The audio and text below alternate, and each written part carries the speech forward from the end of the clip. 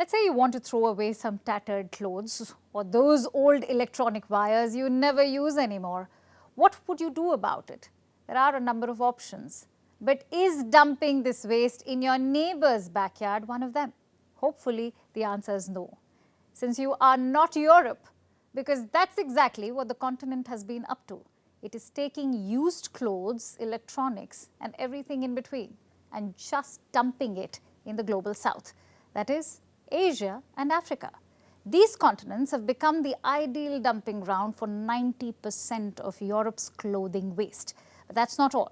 Europe is the biggest generator of e-waste in the world, most of which finds its way to landfills in Asia and Africa.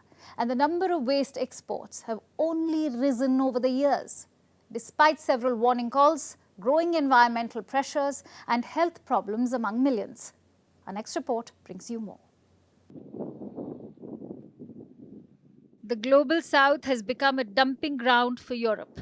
Anything and everything Europe doesn't need is dumped in Asia and Africa, especially countries like India, Pakistan, Togo, Cameroon, Tunisia, and Ghana. And this waste has an eclectic mix of useless things, but it's mostly either used clothes or electronic waste.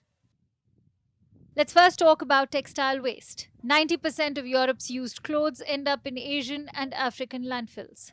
And that's a lot, because Europe generates a staggering 5.8 million tons of textile waste every year.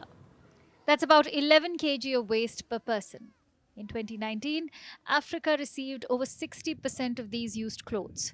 It used to be the primary destination for unwanted exports. But Asia has emerged as a worthy competitor. Today, it receives 41% of Europe's textile waste, while Africa gets 46%. So Asia and Africa are facing the slow burn of Europe's fast fashion choices. And it isn't just textile waste that is ailing the global south's landfills. It's also electronic waste. This includes old phones, kitchen appliances, and even automobiles.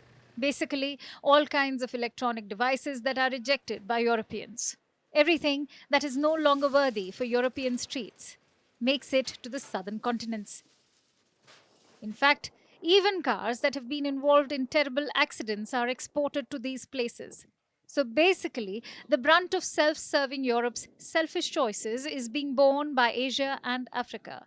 This waste is also a safety hazard. It is sometimes dangerous for the people who reuse it. And it is often hazardous to the health of landfill workers. They develop lifelong diseases because of such waste. But this trash is not only bad at micro levels, it is bad for the world as a whole. As amazing as fast fashion sounds, the textile waste it generates is terrible. It is the fourth highest source of environmental pressure, one of the biggest reasons behind climate change.